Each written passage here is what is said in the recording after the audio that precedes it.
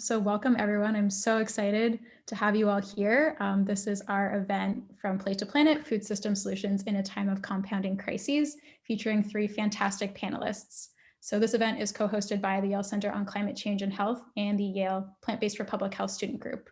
My name is Holly. I work at the Center on Climate Change and Health as a Student Associate Coordinator. At the center, we use research, education, public health practice, and service to achieve a world with a safe and stable climate. And as this conversation is going to highlight, food systems really are a thread that tie climate change and human health together. So I'm really thrilled that we are able to host this conversation.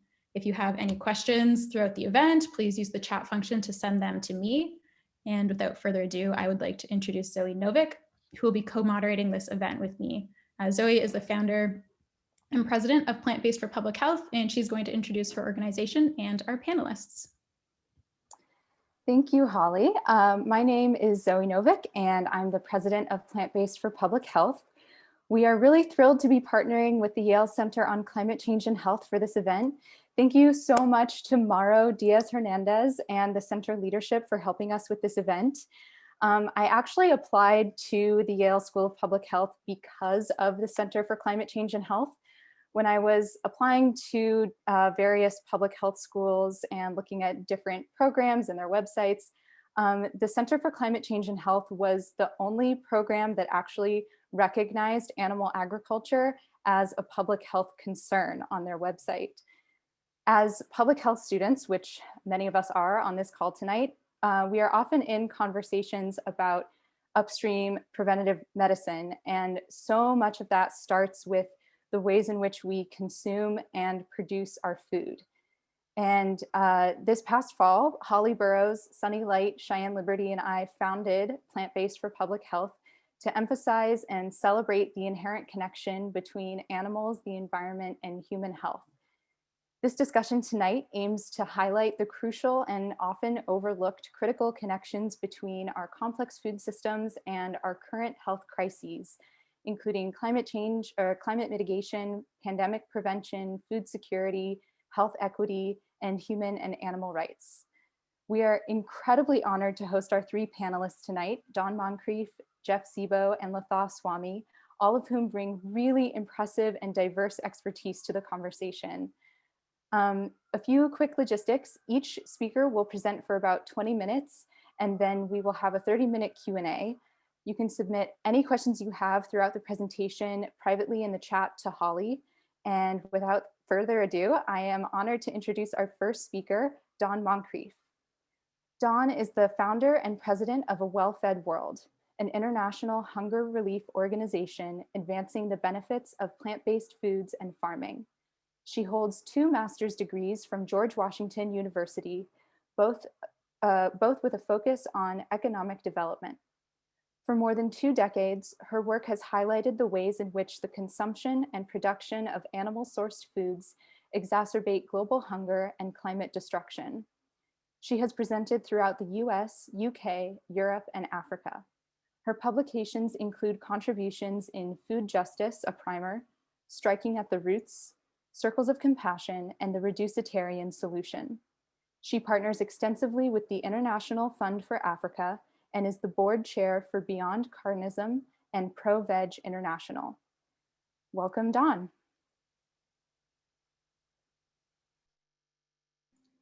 Always gotta have a second for the unmuting.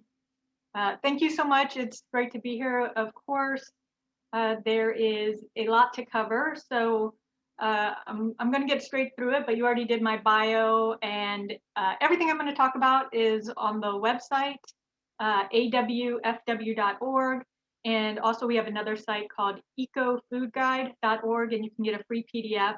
So everything I cover and more will be there. Everything I don't cover will be there, including references.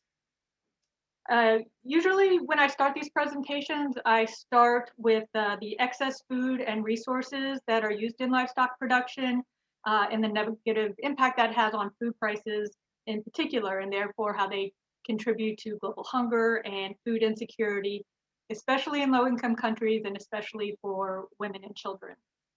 But so super quick, I didn't start my timer. super quick, I'm going to touch on that, and but then I'm going to get into the climate impacts, which is usually farther down on my presentation. So one of the points I'm going to make throughout this is that the mainstream numbers we tend to find in credible publications are usually highly conservative. So anything you read is probably on the low end, and it's much worse. So I'll give a few examples of that.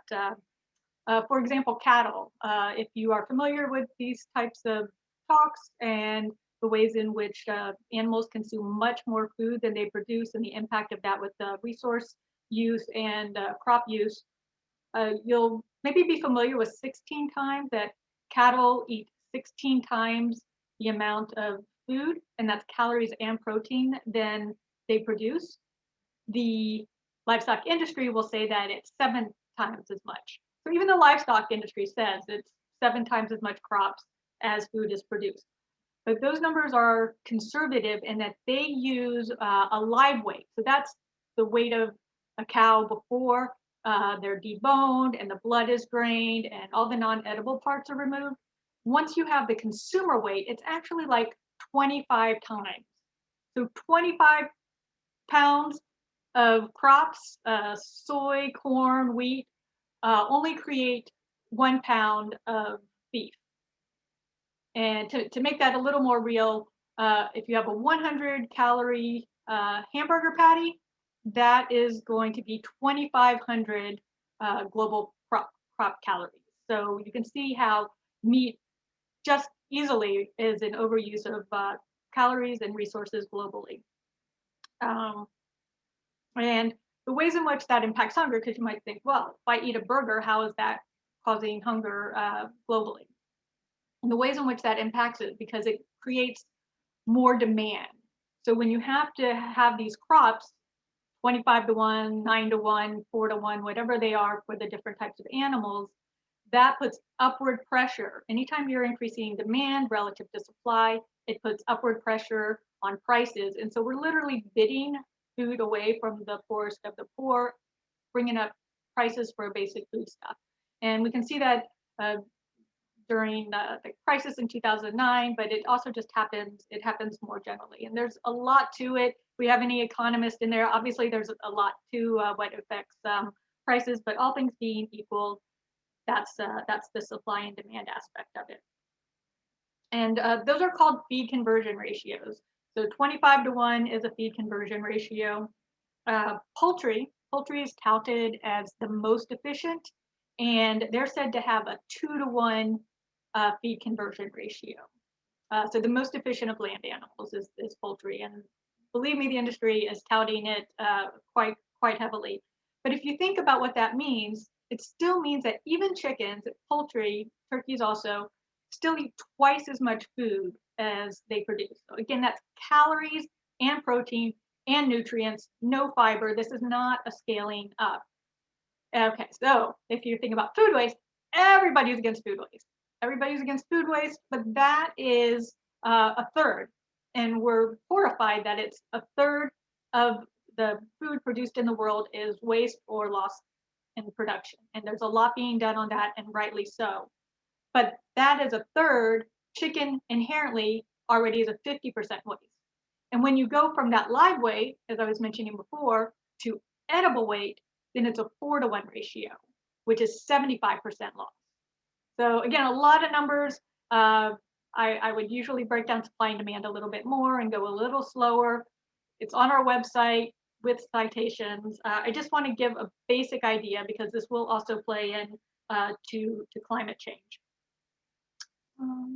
At a well-fed world, I speak a lot on this because we want to have meat reframed as a form of food waste. So people who care about food waste, work on it, but also know that meat itself is inherently a form of food waste. And then when meat is wasted or lost, then that's even a multiplier. Just quickly, I want to take a look at biofuels because it's similar. So the feed conversion issues are often called feed versus food. So whether we use crops for animal feed inefficiently or we eat plant-based foods directly and it's food, feed versus food. And there's a similar argument around fuel versus food. when it comes to biofuels, fuel versus food. Now, John Ziegler, who was a top UN official on the right to food, rails against biofuels in terms of the cost for hunger. And that's because those crops and that land being used to create biofuels is competing with crops that could be used to feed people directly. He literally called it a crime against humanity, a crime against humanity. So that's pretty strong. That's pretty strong. But biofuels take up less than 5% of the world's edible crops. It still might sound a lot, but when you look at livestock production, it takes up more than a third of agricultural edible crops. So that's about 36% actually to less than 5%.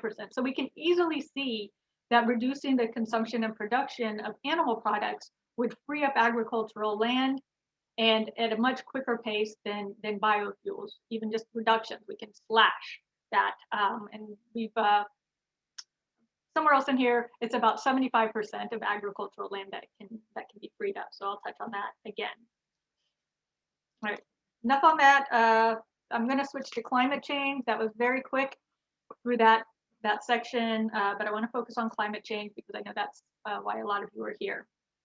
I think hopefully we know that climate change is a hunger multiplier, and so I'm not going to go into that a whole lot, but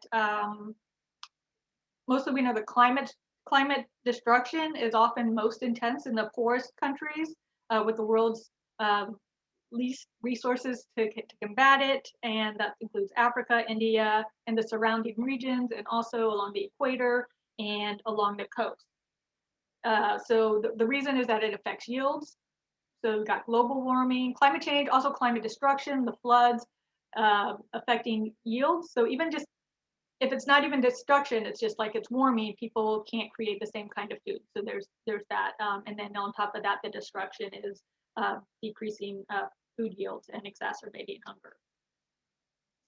But the ways in which the livestock drives climate change, this is actually the piece of it that I guess you're here for most. So there's many factors, and what I'm going to focus on is methane and deforestation. I'll address briefly also grazing. I have notes, otherwise I would go very long.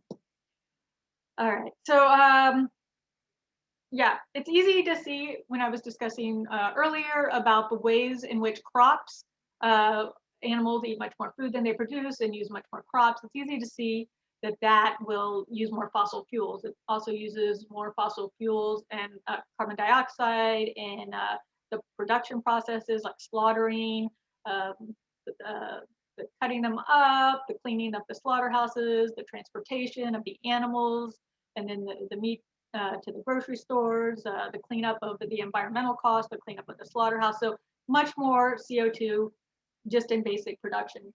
But we want to focus on methane because it is a much more potent greenhouse gas. And a lot of people who are familiar with this, they already know that. They know methane is much more potent, and probably what you think of, I mean, if you knew that was like twice as potent, that would be a big deal, because a lot of people maybe are listening here who don't know that. So if methane was twice as potent as carbon dioxide, that would be a big deal. If it was 10 times, that would be a big deal. But if it's 25 times, that's a really big deal. And those are the numbers we usually see in the mainstream publications. It's that methane is about 25 times more potent, more heating impact than carbon dioxide. But that number is conservative. That number is based on a 100-year time frame. This is the number you're going to see in most mainstream population research publications.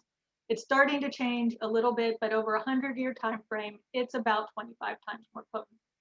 When used and calculated over a 20-year time frame, then it is about 85 times more potent. So it's 84, 86, around 85 times more potent. So triple what most of the calculations have been based on. And this number is considered valid by the IPCC, the top climate authority, the Intergovernmental Panel on Climate Change. It's also being used in some publications at the UN and in other places that I haven't read, but it's increasingly being used and considered valid because we don't have 100 years. The other benefit about if we were to cut animal consumption, is that methane has a much shorter half-life. So it dissipates in the air much quicker. And what that means then is if we cut our consumption of animal products, reduce livestock production, it pulls more methane out of the air. And methane is about 37% of all human activity that results in methane. So it's big. And when it pulls it out of the air quicker, it's going to have a much more immediate impact on global warming by pulling it out of the air. Carbon dioxide, on the other hand, has a much longer half-life. So it's not as strong, but it's in the air longer.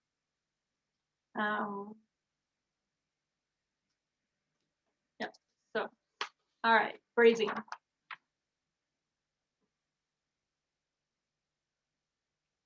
Okay, grazing. So grazing proponents often talk about and promote that the process of grazing actually can help climate change, or at least offset the climate concerns and greenhouse gases from cattle because of their hooves going into the sand and to the soil, and that sequesters carbon.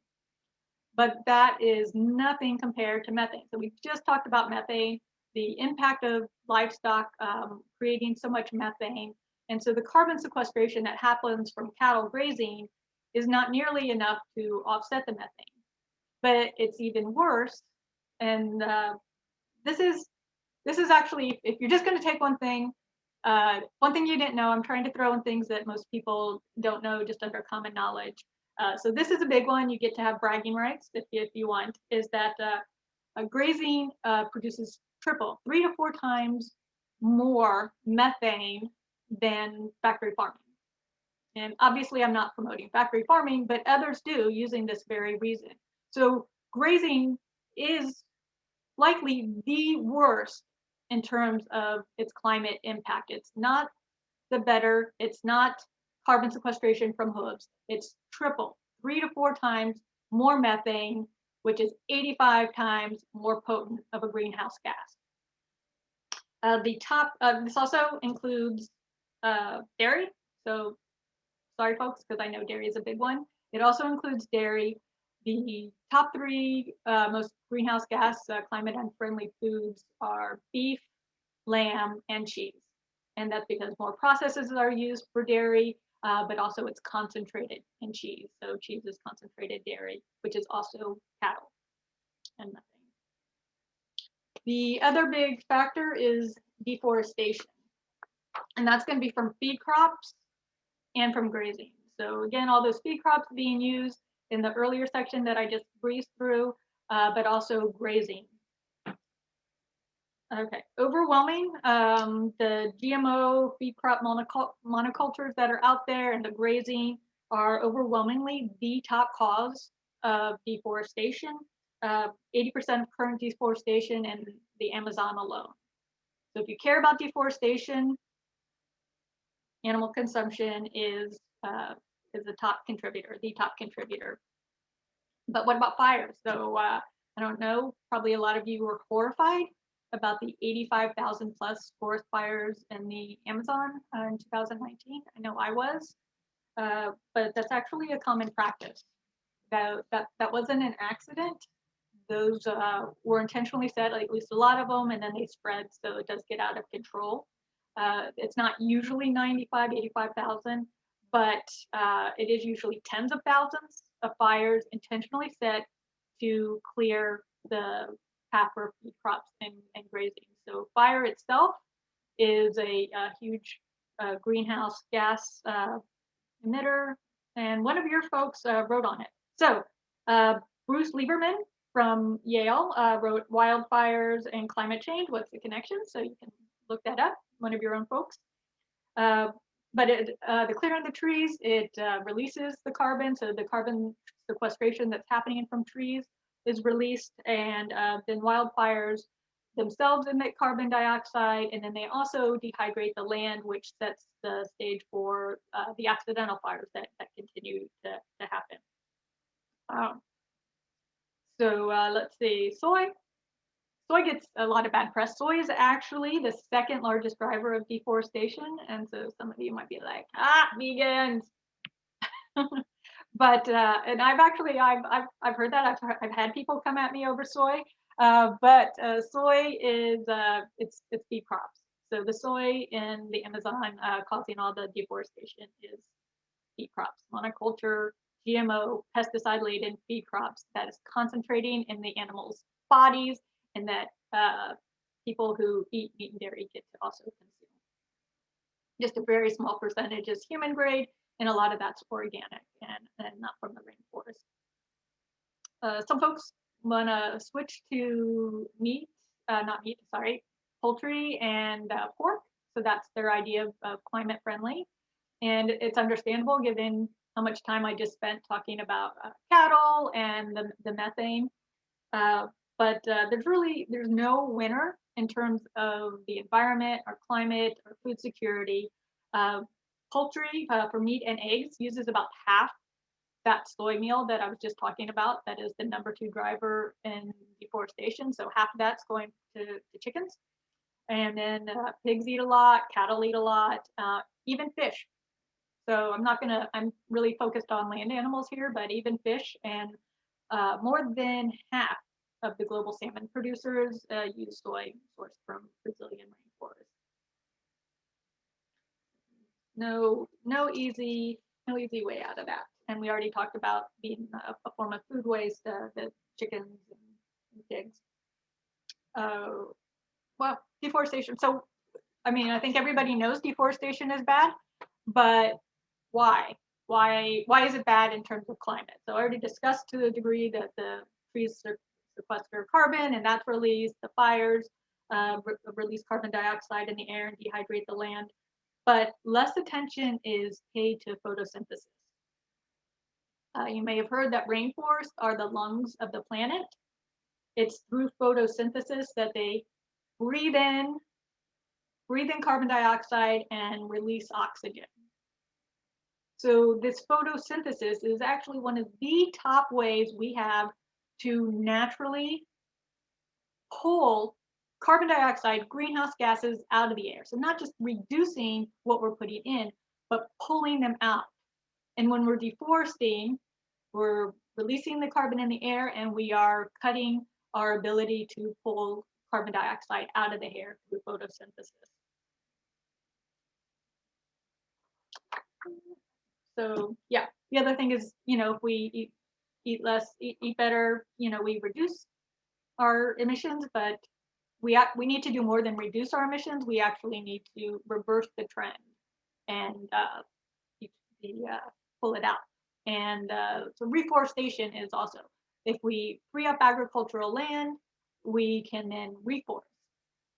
And let's see, so frees up the land, reforest, rewild, sequestering more carbon, increasing the photosynthesis. And we have climate scientists who note that conserving forests with large-scale planting of more trees could provide a third of climate mitigation that's urgently needed, and that's over the next 10 years, a third of climate mitigation.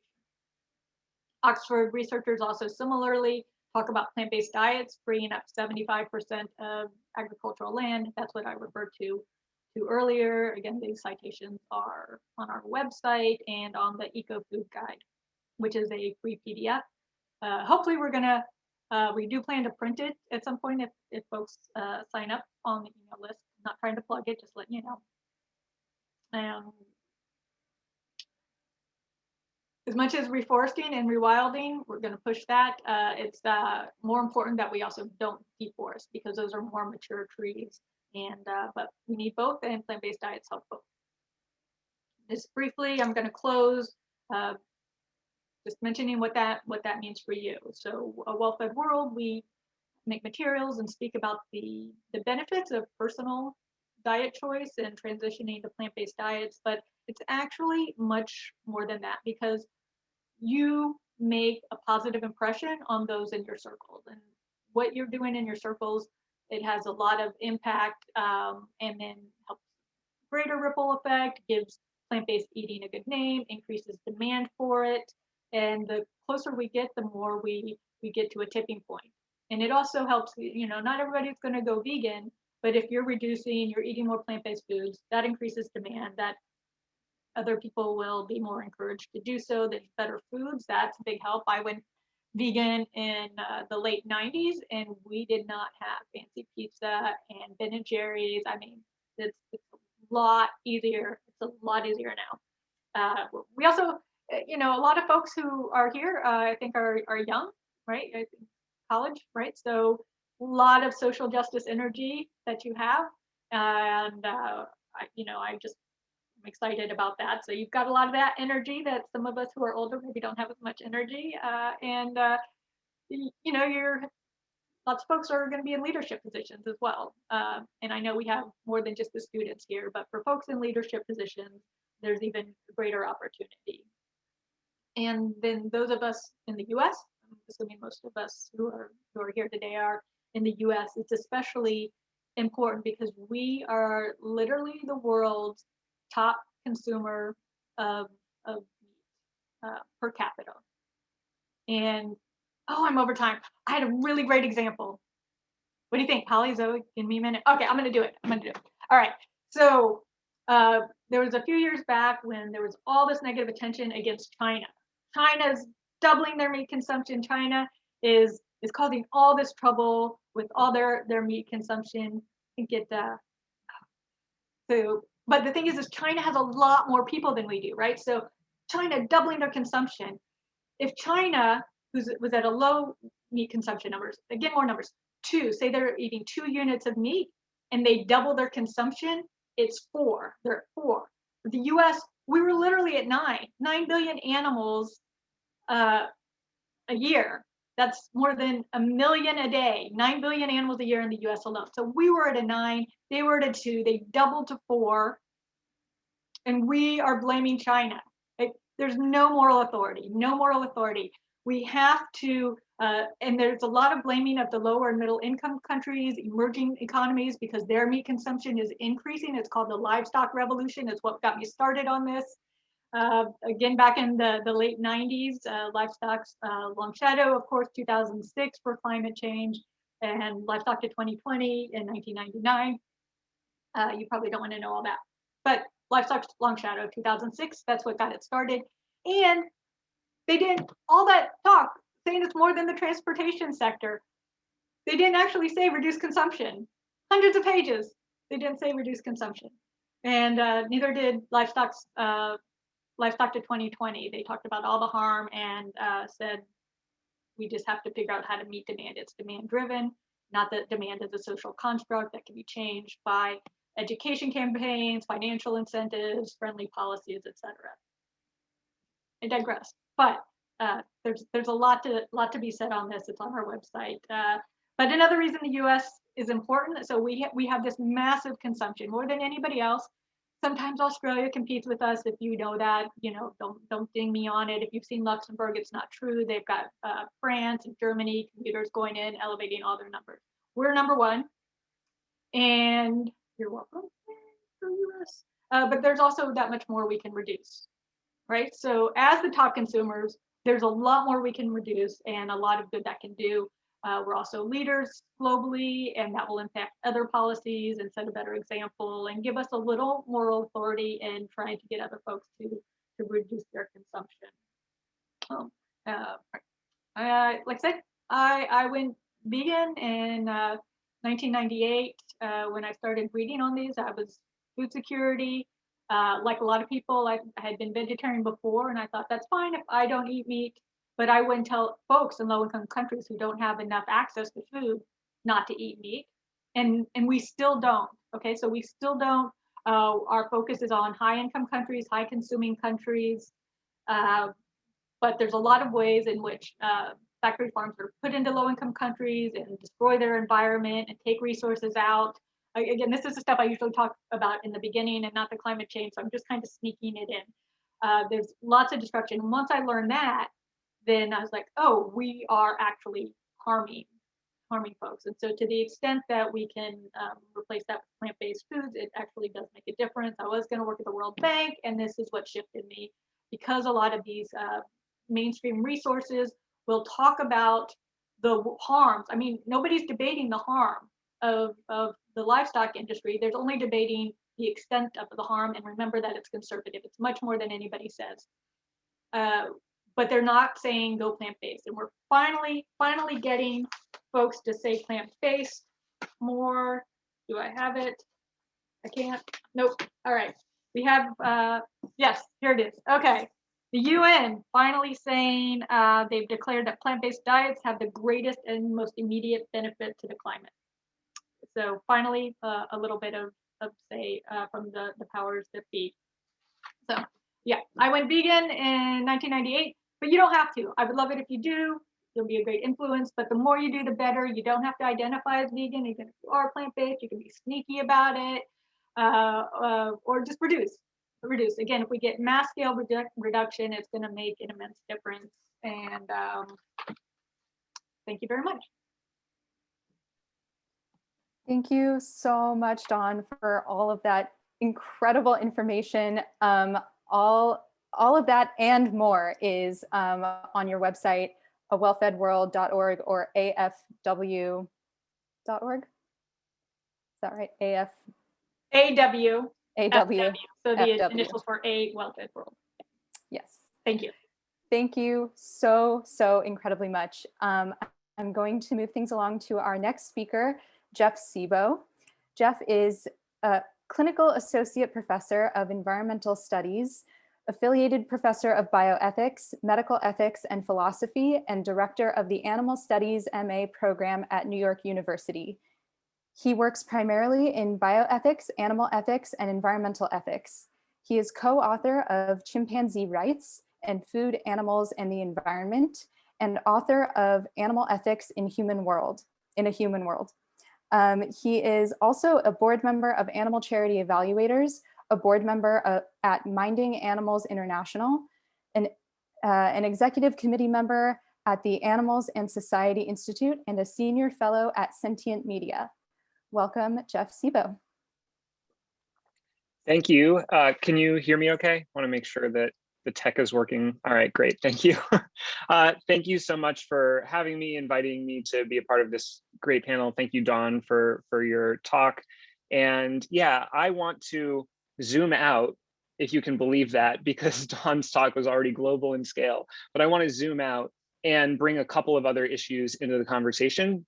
So in particular, I want to bring animals and animal welfare and rights into the conversation and emphasize the links between animal welfare impacts, global health impacts, and environmental impacts, with the aim of arguing for a general aspiration that I believe we should have in the Anthropocene, in the epoch where human activity is an increasingly dominant force on the planet. So I believe that in order to mitigate and adapt to human-caused threats, we need to not only reduce our use of non-human animals, but we also need to increase our support for non-human animals. And we need to do that work comprehensively and holistically and structurally. So I can explain some of the interconnected impacts and then say what I mean by that. So Dawn mentioned several industries that are very important when we want to think about why humans are having an increasingly global impact on human and non-human animals alike: factory farming, animal agriculture more generally, and then deforestation, especially insofar as it relates to animal agriculture. The wildlife trade is significant as well. And all three are significant not only because of their contribution to climate change, but also because of their direct animal welfare impacts and rights violations. And we should start by noting those impacts. So in particular, as many of us know, factory farming, animal agriculture is an increasingly global food system that now harms and kills more than 100 billion farmed animals per year, as well as an estimated 1 to 3 trillion wild aquatic animals per year. And to put those figures into perspective, that is an order of magnitude more animals harmed and killed unnecessarily each year in our food system, an order of magnitude more than the total number of humans who have ever existed since our species came into existence way back in the day. So that is a staggering amount of massive and unnecessary suffering and death every year because we want to have a food system based on exploitation and extermination of non-human animals. Now, additionally, deforestation, and the wildlife trade cause massive and unnecessary amounts of suffering and death for non-human animals. So deforestation, of course, cuts down lots of trees that non-human animals use as habitat. So far we have cut down an estimated 46% of trees globally. Rates of deforestation are increasing. And then of course, when we do that, not only do we kill many non-human animals directly and intentionally, but we also kill many other non-human animals indirectly and foreseeably because we chop down their homes and their sources of food and water and shelter and other goods that they need to survive. And when that happens, of course, we send them packing and running and we turn them into refugees. And then they might face greater risk because they need to go look for food or water or shelter elsewhere. And they may be subject to increased violence from other non-human animals or of course from human beings. And so lots of animals die that way.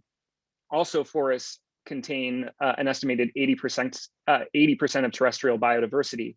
So not only are we killing a lot of individual wild animals, but also seriously undercutting terrestrial biodiversity, which is going to have some significant impacts. And then in the wildlife trade, we capture or breed and transport and keep in cramped, toxic environments, and then ultimately sell or slaughter tens of millions of wild animals per year, just so we can use them for food or medicine or entertainment or other purposes like that. And so when you take these three industries and you put them together, these are trillions of non-human animals who are being harmed and killed every year in order to satisfy human preferences. Those impacts already are more than sufficient reason to be reducing or abolishing these industries as much as we reasonably can. But in order to understand the full scale of these impacts, we also have to appreciate how these industries are contributing to global health and environmental impacts, including pandemics and climate change, and how global health and environmental impacts like pandemics and climate change are in turn impacting human and non-human animals all over the world. Only when we think about that entire arc, how our exploitation and extermination of animals is not only killing them directly, but also increasing these global threats, and these global threats are hurting human and non-human animals, especially the most vulnerable among us, all over again. Only when we appreciate that entire arc can we really start to wrap our heads around the task that faces us, what we need to do in order to mitigate and adapt to these harms. So consider, for example, the health impacts of factory farming, deforestation, and the wildlife trade. So factory farming is horrible from a health perspective, not only because it increases food insecurity, but also because, especially if you live near a factory farm or slaughterhouse, you are in trouble, or if you work at one, you are in trouble because tons of waste is produced here, way more than the planet can safely absorb. This waste is untreated, and then workers who have very few protections and very little recourse if anything goes wrong, workers are called upon to essentially dump this untreated waste in fields near factory farms and slaughterhouses, with the result that it pollutes the local air, land, and water. That causes all sorts of bad health impacts, not only for the workers, but for local community members who tend also to have a little bit less social, political, and economic power than many other people do. And that is, of course, not to consider the contribution that factory farming makes to outbreaks, including pandemics. So factory farming is an ideal place for antimicrobial resistant pathogens to develop and spread. If you have thousands of sick animals with compromised immune systems being kept in cramped, toxic conditions in a windowless shed, that is a very good way for diseases to pass back and forth between these animals. And if you then pump them full of antibiotics and other antimicrobials in order to stimulate growth and reduce the spread of disease, which, by the way, an estimated 80% of antibiotics in use in the US is in animal agriculture, then not only is that a great place for diseases to spread, but also for mutations, antimicrobial resistant mutations to develop and spread, and then spread globally with global distribution systems of these animal products. So bad health effects. Similarly, deforestation, bad health effects. When we chop down trees, we get rid of biodiversity in the forests. We also have bad impacts on the land, water, and air. Estimated 250 million humans live in or near forested areas. They rely on clean water, for example, for drinking, to grow and sell food. So we hurt their health that way. But also, when we chop down trees, we increase the spread of zoonotic diseases by putting humans in closer proximity with animals, because we encroach on their territories and we force them to flee and potentially encroach on our territories. And biodiversity functions as a buffer for the spread of zoonotic diseases within non-human populations. So you get rid of biodiversity, not only are you interacting with more animals who could be carrying zoonotic diseases, but zoonotic diseases spread faster in their populations and increase the risk that you will contract one when you interact with animals. Now take the wildlife trade. As we all know, the wildlife trade can indeed have bad health impacts.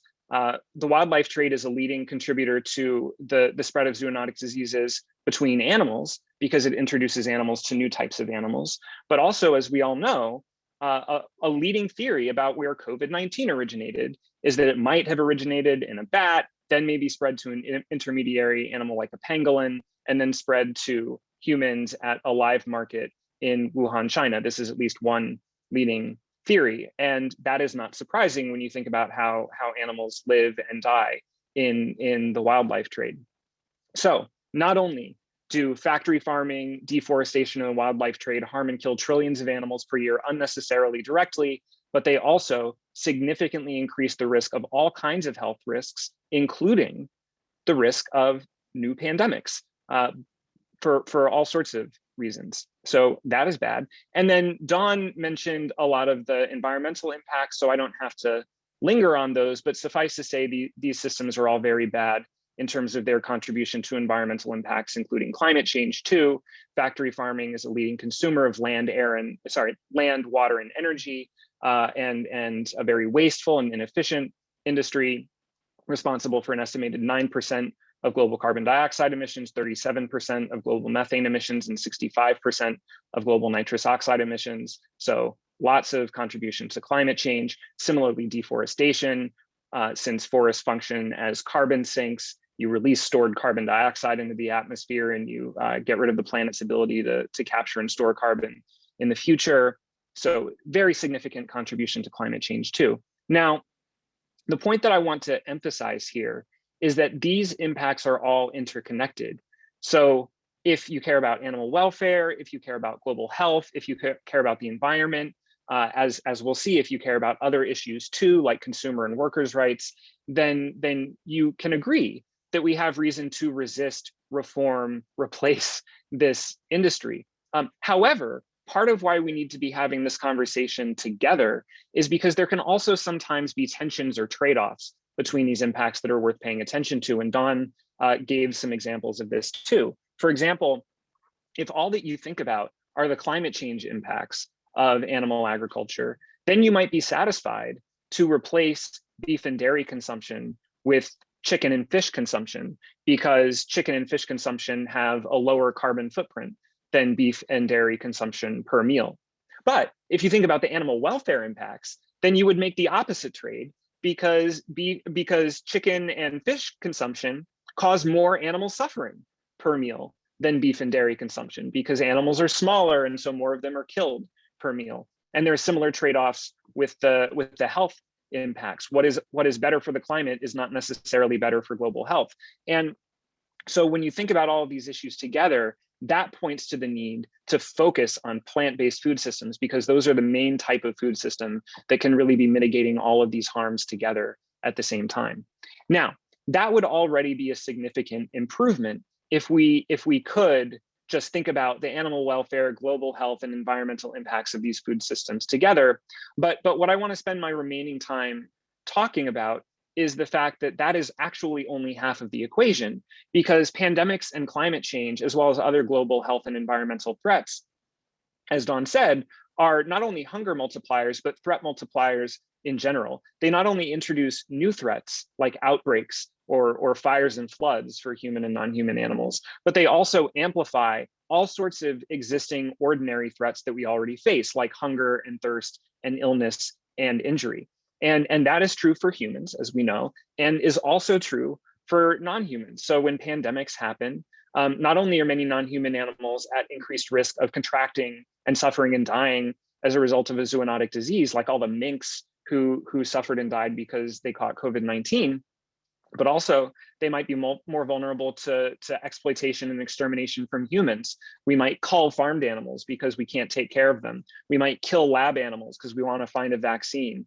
Same thing might happen with zoo animals and companion animals and wild animals too. And similarly with climate change is going to cause ice caps to melt, sea levels to rise, coastal areas to flood, an increase in the frequency and intensity of extreme weather events like fires and floods and hurricanes and tsunamis, regional conflicts over land and water and food. That will have a profound impact on non-human populations. Many will suffer and die, will not be able to adapt quickly enough, will become climate refugees, will go on very dangerous journeys to find new places where they can live. And then they might get killed by other non-humans or by humans who call them invasive and kill them on those grounds, right? So we create the threat that they face and then we exterminate them because we then experience them as invasive species. So here is, I know this is overwhelming, I apologize for that, but here is why it needs to be overwhelming. Here is why we need to think about all of these things together, because only when we think about all of them together can we think coherently in a unified and integrative way about how we can create advocacy and policy that can mitigate and adapt to these harms in a thoughtful and strategic way. And so I'll close just by offering some observations, some conclusions that I think are helpful to keep in mind, and then we can make them a little bit more concrete in the discussion if people want to. So here are some conclusions that I think are useful to draw when we reflect on all of these interconnected impacts. Our exploitation and extermination of non-human animals is harming them directly, contributing to pandemics and climate change. Pandemics and climate change are then harming human and non-human animals all over again. What that means is that we need to not only, and this is also very important, but not only reduce our use of non-human animals as part of our pandemic and climate change mitigation efforts. So not only exploit and exterminate fewer of them in order to reduce the frequency and intensity of outbreaks and climate change, but also support human and non-human animals as part of our pandemic and climate change adaptation efforts. So as we transform the world, as we change our food and energy and transportation systems and our infrastructure to be more sustainable and resilient, we have to do that in order to meet the needs of human and non-human victims of these global human-caused threats like pandemics and climate change. So we have to reduce our use of animals and increase our support for animals in our health and environmental policies. And these will be my closing points. I believe that we have to do this work comprehensively, holistically, and structurally. And I'll say briefly what I mean by each of those 3 points. First, we need to do this work comprehensively. And what I mean by that is that, as a reminder, pandemics and climate change and other human-caused global threats are threat multipliers. They not only harm and kill non-human animals and human animals directly through outbreaks and fires and floods, but they also harm and kill many of us indirectly by exacerbating ordinary risks like hunger and thirst and illness and injury, risks that are especially risks for the most vulnerable among us, humans and non-humans who are already in various ways disadvantaged. And so what that means is, in order to include all the humans and non-humans who need our support, to include them in our adaptations, we not only have to increase resilience against the novel threats that pandemics and climate change introduce, but we also have to increase resilience against the ordinary threats that pandemics and climate change amplify: hunger, thirst, illness, injury. For humans, that might mean a universal basic income. It might mean universal healthcare, universal housing, so on and so forth. For animals, though, it might mean that we have a responsibility to help them eat some food and drink some water and get veterinary care to the degree that that is achievable and sustainable. We should try to do it. So comprehensively, the direct and indirect threats, we have to deal with them all. Holistically, we have to think about all these impacts at the same time for the reason that I mentioned before. Just think about climate change. You might replace beef with chicken. Just think about animal welfare. You might replace chicken with beef. You're just going to be trading one harm for another. That is not the way to make a better food system, energy system, transportation system. Got to think about it holistically so that you can arrive at the solutions that actually reduce harms across the board rather than just trading one for another. And then finally, structurally, because our basic social, political, economic, ecological, infrastructural systems are very significantly incentivizing the status quo and disincentivizing alternatives. So part of reducing our use of animals and increasing our support for animals, for humans and non-humans alike, is going to mean reimagining and transforming the basic systems that we've come to rely on, including our basic infrastructure. We're going to have to reimagine cities so humans and non-humans can coexist, reimagine transportation systems so there are fewer collisions with vehicles. Across the board, basic change is going to be necessary. Again, it's overwhelming, but this is the way you have to think comprehensively, holistically, structurally, in order to actually, as a medium to long-term goal, bring about a better and less harmful human footprint on the world, rather than just trade some harms for others. So I'll stop there, but thank you everybody for listening, and thank you again to the organizers for inviting me to participate. Thank you so much, Jeff. Anytime I hear Jeff Sebo speak, I am left just feeling inspired and invigorated and like ready to hit the ground running to create change for the world. So thank you so much. I'm going to switch things over to Latha Swamy, our final speaker. Latha is the Director of Food System Policy for the City of New Haven. She works to support and help manifest community-led efforts that envision and create an environmentally sustainable and socially just food system. Latha works on policy on the institutional, local, state, and federal levels. Latha also serves as an active leader on several international advisor roles, including as the senior advisor to the chair of the Rockefeller Foundation Economic Council on Planetary Health, the United Nations Ambassador for Women's Environment and Development Organization, and she sits on the Working Land Alliance Steering Committee and the Junior Board of EcoHealth Alliance, just to name a few. There were quite a few more to mention. Latha is trained in urban farming and food justice practices and holds a Master's of Environmental Management from Yale University, prior to which she pursued an MD and a PhD in systems neuroscience at Albert Einstein College. Thank you so much, Latha. Great, thank you so much. And thank you to the other panelists. I actually have slides, so let me start that. Great, so everything okay tech-wise? Awesome. So hello everyone. As Zoe said, I'm the Director of Food System Policy for the City of New Haven. Today I'll start off with a little snapshot of New Haven, Connecticut, and a description of the unique division that I lead within municipal government. And then I'll move into some exciting work we are embarking on as it relates to health, climate resilience, and equity. And so, kind of in relation to the other two speakers, if it makes sense, I'm zooming out, but I'm also zooming in. So I'm doing both at the same time, because I'll talk a little bit about some human social systems and how it interacts and how to try to think about these, trade-offs and balancing priorities. So New Haven is for those who aren't familiar, is a small, diverse coastal city in southern Connecticut with deep and enduring economic and social disparities. Of New Haven's 130,000 residents, roughly 1/3 identify as Black, 1/3 as white, and 1/3 as Hispanic Latinx. Median annual income is $38,000 as compared to $71,000 statewide. Half of our residents are low income, and a quarter are living in poverty. Prior to COVID, across New Haven, almost a quarter of the city's residents were food insecure, much higher than 13% statewide and 11% nationwide. As is true for most cities, racial and ethnic disparities widen when considering the 6 historically defined low-income neighborhoods, which are predominantly Black and Brown communities. And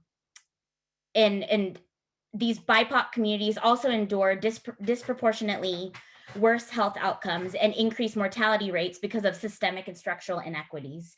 In nearly all of New Haven's BIPOC neighborhoods, rates of chronic disease are significantly higher than New Haven's overall. So, prompted in part by these staggering data, a group of community food system advocates successfully lobbied the City of New Haven to create the Food System Policy Division in 2016. I came on board to lead the division at the end of 2018. For some of you, this may be the first time you're hearing about a role like this, and that's not a surprise. There are approximately only 20 other food policy directors housed in municipal government throughout the United States. It's important to note that since its inception, the division has never been allocated a budget within the city.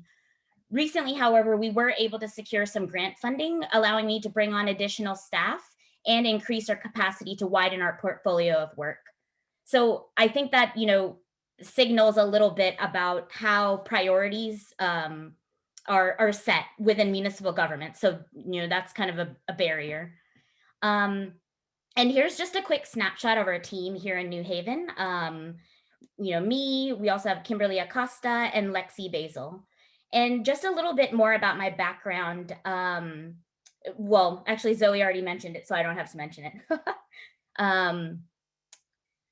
So since the division is quite new and there were no explicit mandates, I had a lot of flexibility to shape the city's work around food and ag policy. Something that we must all understand is that slavery and colonization have enabled and ensured the growth and development of the food and ag systems in the US. Therefore, food systems transformation is inseparable from rectifying these harms by dismantling racism and other structural injustices.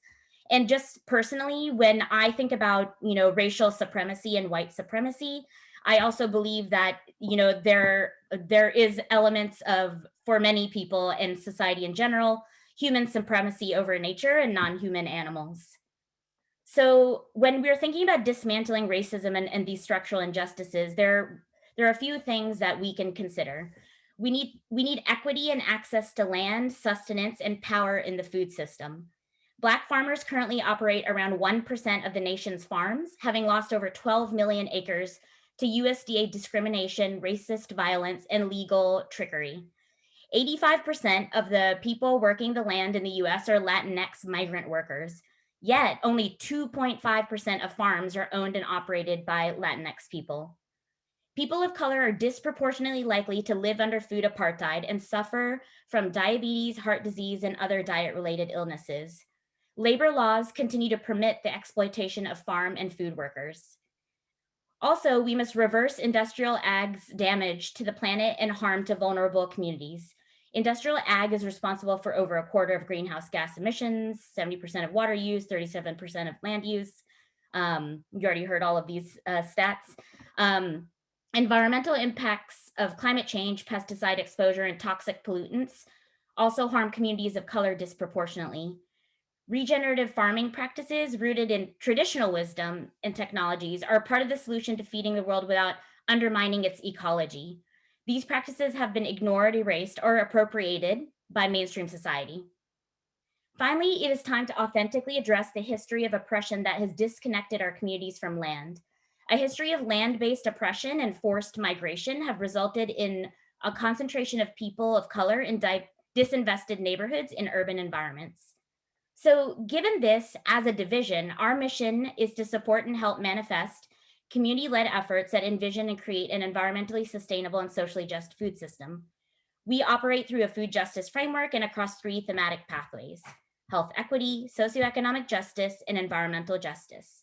The core of these 3 themes spotlight our goal of developing and supporting anti-racist food, farming, and land use policies. Food is our most intimate and powerful connection to each other, to our cultures, and to the earth. And to transform our food systems is to take one giant step towards mitigating harm to our bodies, our economy, and our environment.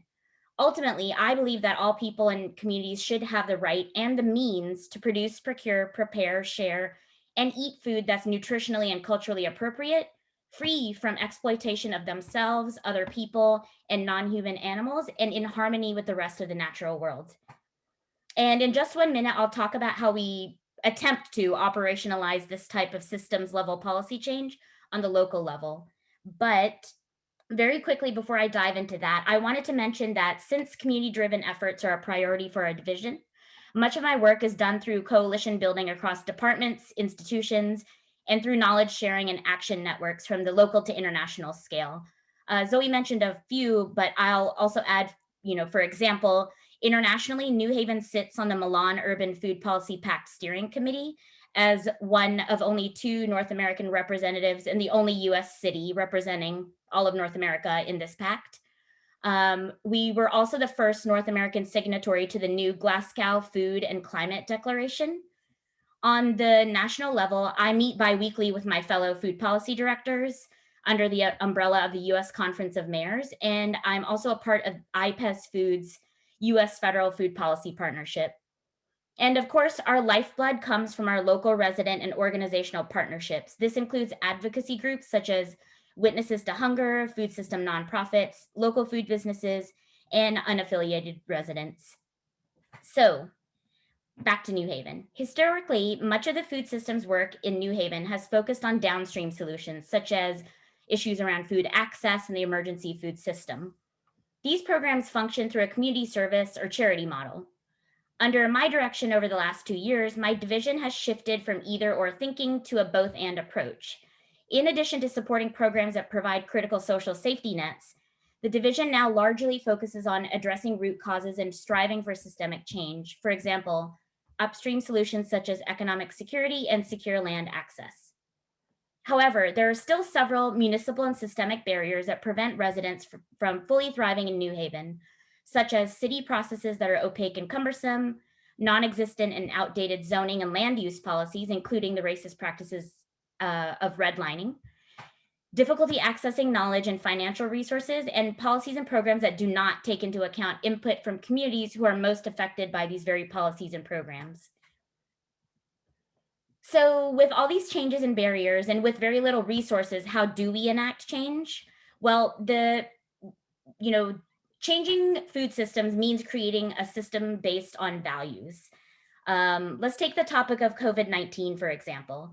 Black, Latinx, and Native people are experiencing disproportionate burdens of infections, hospitalizations, and deaths from COVID-19. Similar disparities are observed in other countries where historically oppressed groups face hurdles in accessing health, education, and social services, as well as affordable and healthy food. These stark manifestations of health inequities have emerged in the wake of a body of evidence linking diet-related chronic diseases, such as hypertension, diabetes, and cardiovascular disease, with severe outcomes from COVID-19.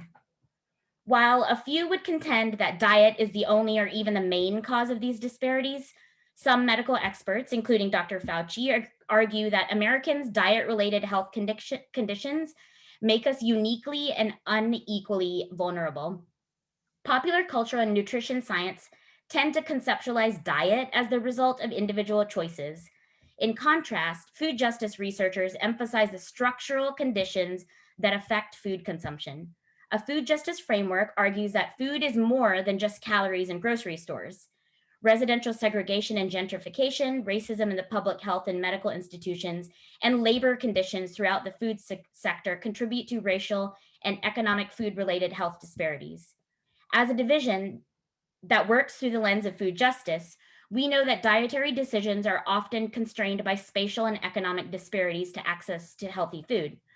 These disparities are rooted in racist urban development policies like redlining and urban renewal, which have long left communities of color without the means to invest in their built environments while targeting them for demolition through eminent domain. Efforts to green these neighborhoods by bringing in health stores and urban farms can increase property values and displace low-income people and people of color to areas that even more limited food access. Moreover, the growing gap of the diets of rich and poor people goes beyond physical access to supermarkets. The cultural whiteness of public health campaigns and alternative food movements can inadvertently exclude these communities. Beyond diet disparities, labor conditions throughout the food industry predispose people of color to a variety of health risks. Black and Latinx workers are overrepresented in the lowest wage sectors of the food industry. Many of these workers are deemed essential and continue to risk their lives to keep the food system functioning. Major supermarket chains have reported employee deaths and the soaring rates of infection in meat packing plants, and that reveals a rampant industry-wide disregard for the safety of their workforces. As middle-class consumers' reliance on certain services increase, those who perform this essential work remain unprotected physically, socially, and financially, contributing to elevated infection and mortality rates. In the specific example I'm about to introduce, it requires understanding relationships between distributors, vendors, and their suppliers, and increasing transparency along the entire supply chain.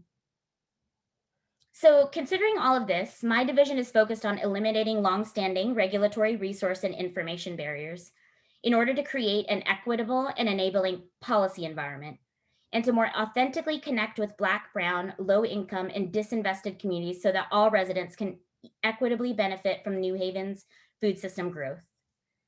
So I want to focus in on one aspect of my work today.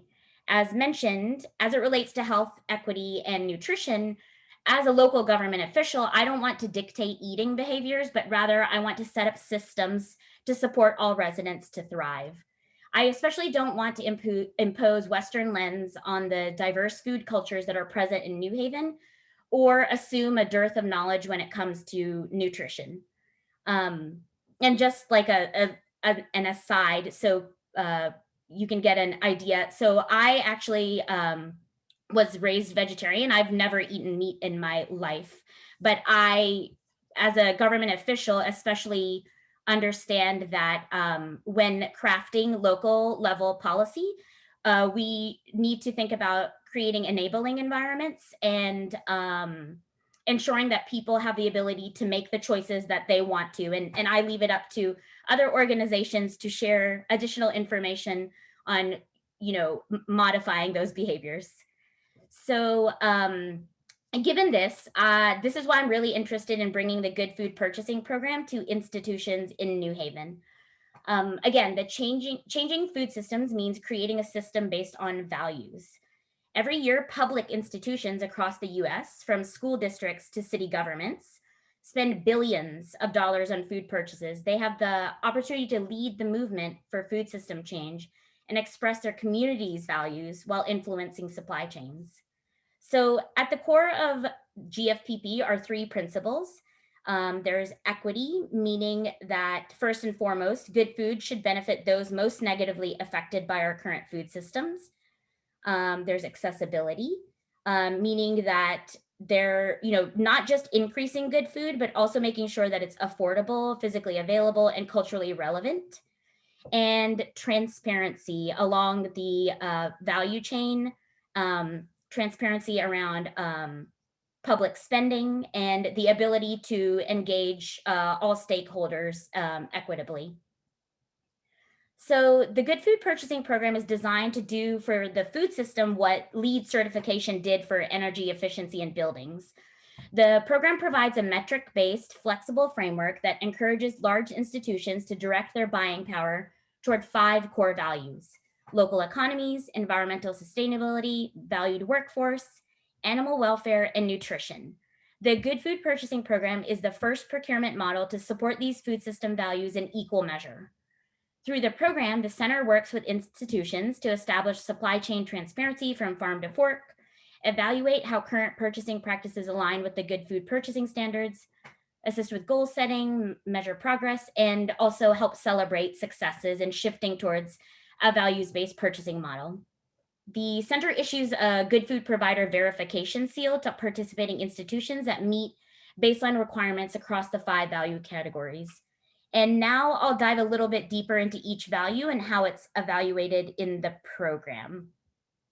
So first we have local economies, and the way that they evaluate this value is focusing on farm size and farm distance from the purchasing institution.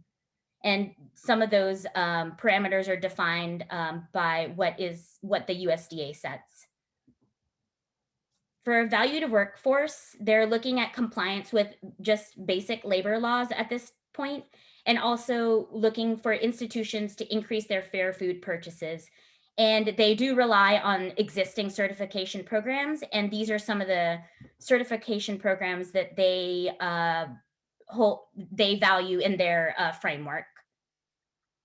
And the red one is United Farm Workers. So for nutrition, they are looking at institutions that are able to procure minimally processed foods. They are looking for reducing salt, sugars, saturated fat, red meat consumption, and eliminating artificial additives. And they also consider other things like purchasing seasonally and purchasing whole rather than processed ingredients, and leaner meats.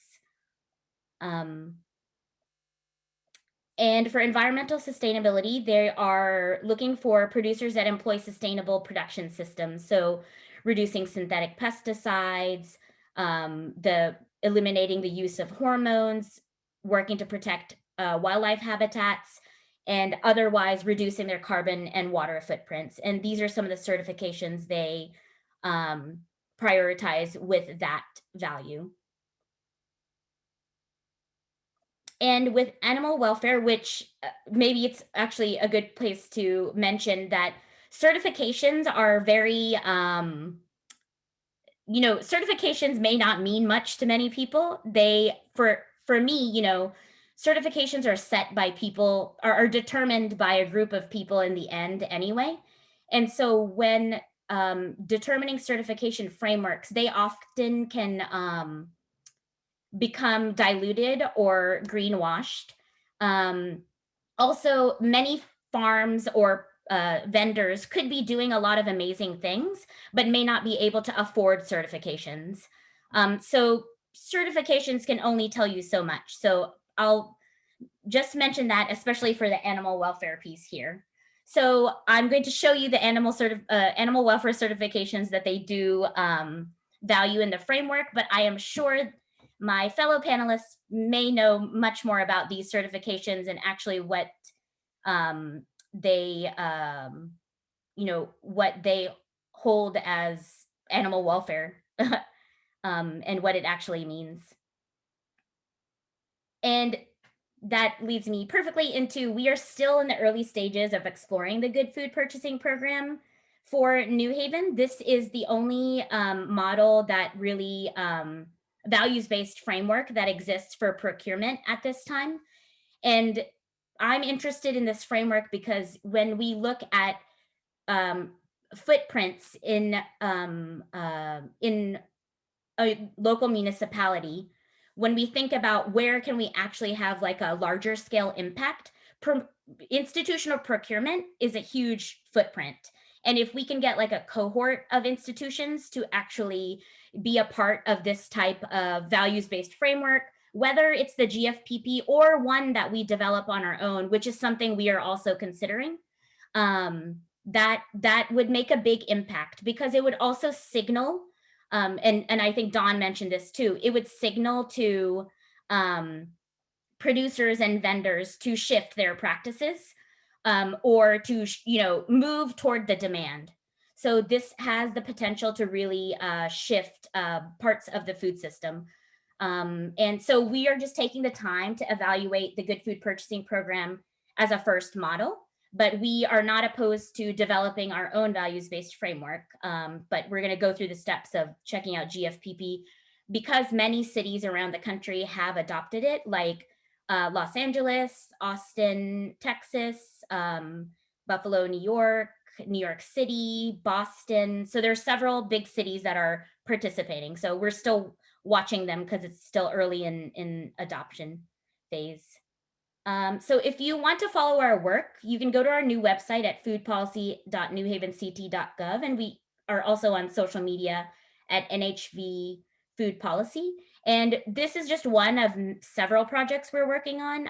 We have a large urban agriculture project. We are looking at sugar reduction approaches that are equitable and community driven. We're looking at composting on the municipal level. So if you're interested, follow us. And thank you so much. Thank you so much, Latha and Jeff and Dawn. Thank you. This was such an incredible evening. I am very conscious of the time, so I'm going to jump right into questions because we have a few lined up. Our first question comes from Brittany. She asks, I find that most organizations and philanthropy, even progressive environmental nonprofits, are afraid to discuss the impact of the meat industry and to campaign for plant-based diets. What ways can orgs indirectly support plant-based diets without maybe doing a campaign on it or announce it as a focus area or mission? guess I'll start as a nonprofit person with the mute off. Have plant-based foods at events. They could say at the events a little something about it. They could include it kind of in their materials in other ways that aren't too big. I mean, the thing is that the more folks will do, the more other folks will do, and they don't want to lose dollars because a lot of people don't want to hear it. But they could soft sell it a little bit, like I just did, saying reduce when really like minimize, like eliminate is best. But you know, they could talk to the benefits and have it like in a top 5 or something like that if they're concerned about it being too strong. Yeah, I would just add, oh, sorry, I hear an echo. I'll try to ignore it.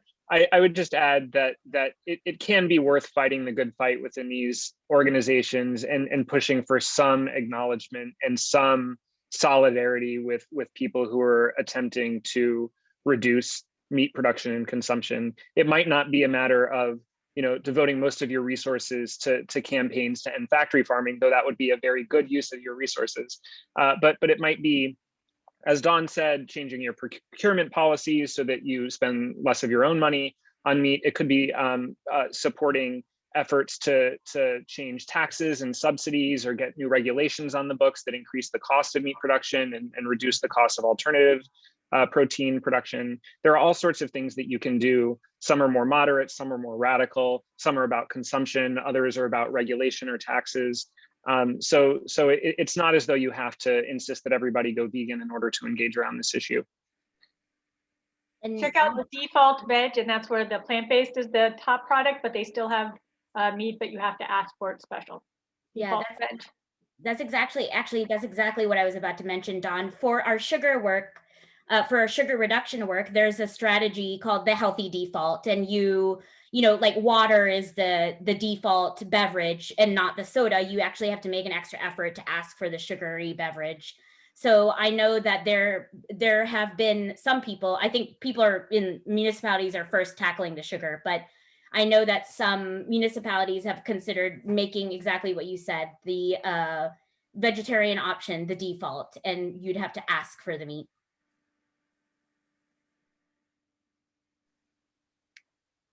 Great answers. Thank you so much. Question for Latha. Are there ways for philanthropy to support things like implementing the Good Food Purchasing Program throughout the country? Why, yes. Engaging with the Center for Good Food Purchasing, you know, obviously there is a cost that comes with that. And especially, you know, I just recently submitted a funding ask just to support this work. So especially for municipalities and city governments, school districts that are exploring adopting GFPP, philanthropists can definitely step in to support engagement with the center. That's the easiest, quickest way.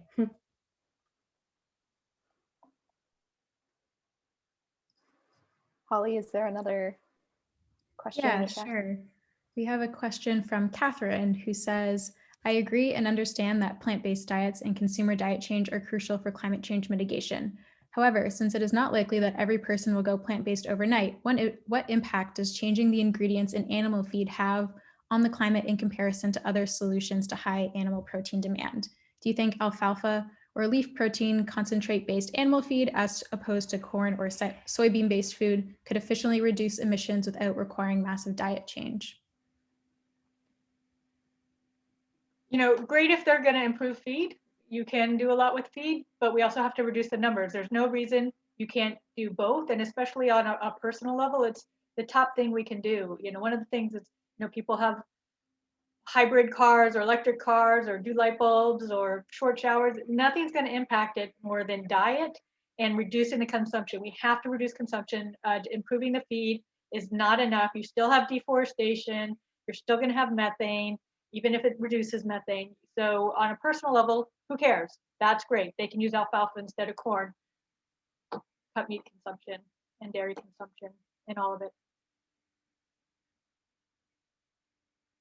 And sorry to be rude, I wasn't being abrupt to the question. I'll add that this week, seaweed in cows and methane is going around the news, and just FYI, that is not going to substantially reduce methane emissions for cows, and in part for the reasons that Dawn mentioned. My colleague Matthew Hayek co-authored a piece in Wired just this week explaining why feeding cows seaweed is only going to cause a minor reduction in methane emissions. And so, as Dawn said, got to reduce, can't just reform, got to reduce.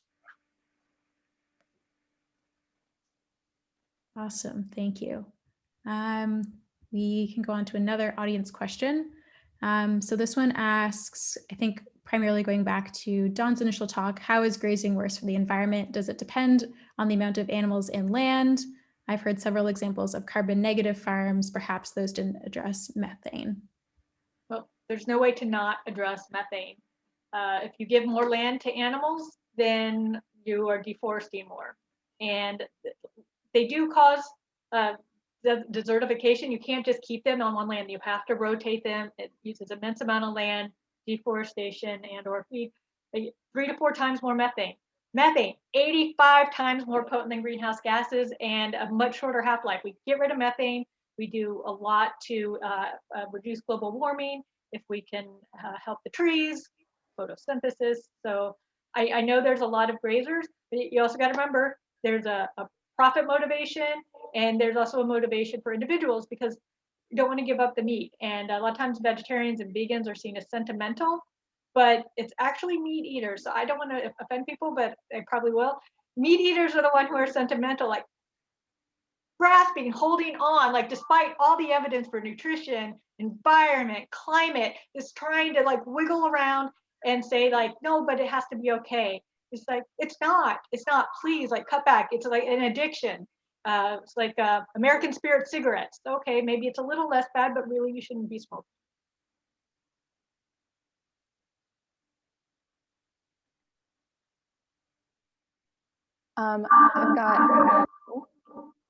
I've got one question. What do you see as the biggest threat to our local food system over the next 5 years to 20 years? And I'm also going to add, what is giving you hope these days in terms of food systems?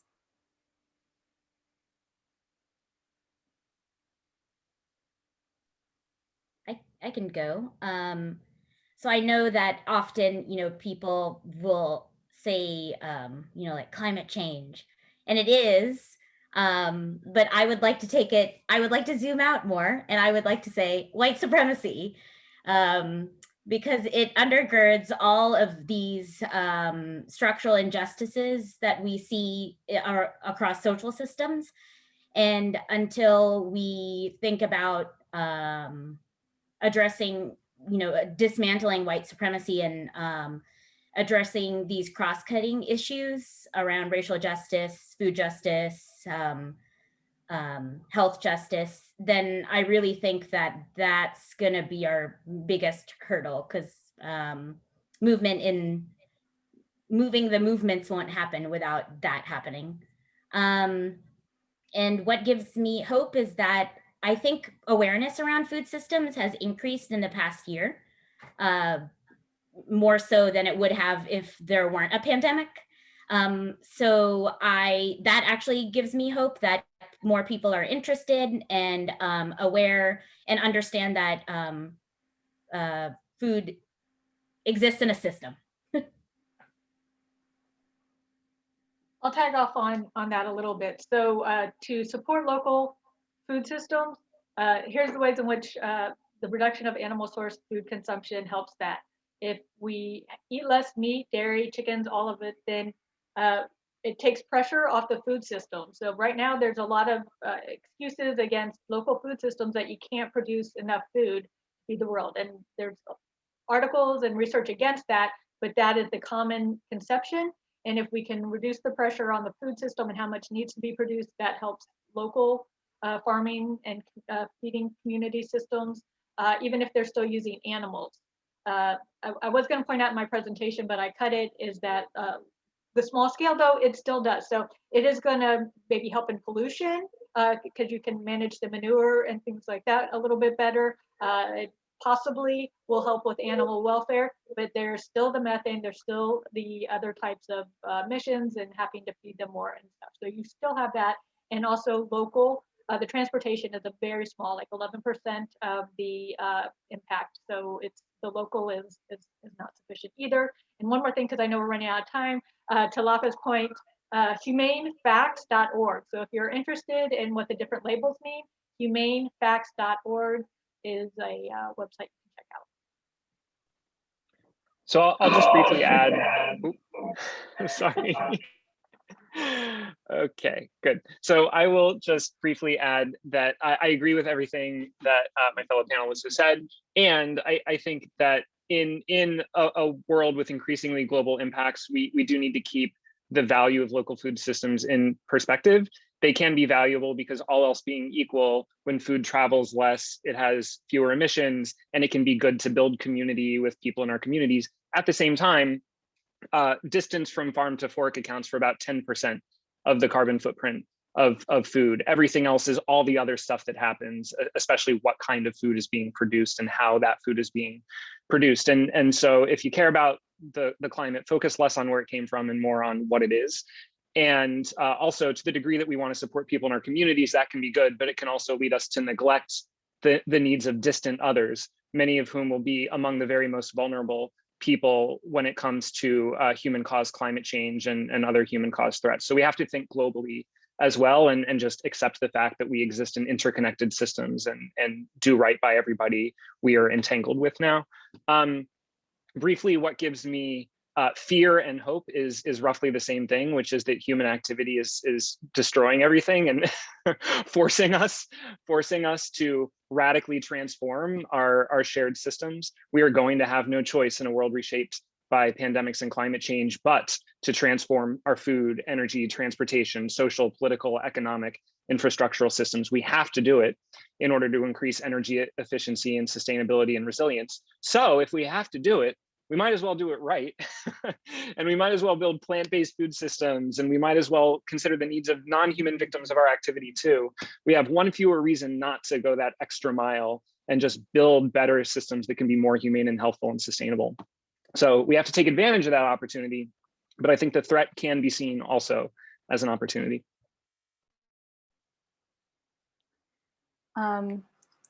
Thank you so much. On that note, I'm going to close us out and just thank everyone one last time. Thank you to our audience for spending your evening after a long day listening to these incredible speakers.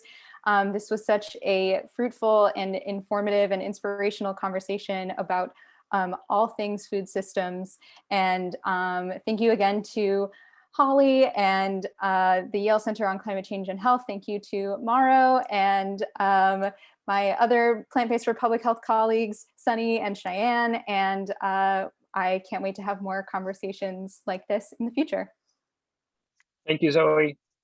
Thank you. Thank you.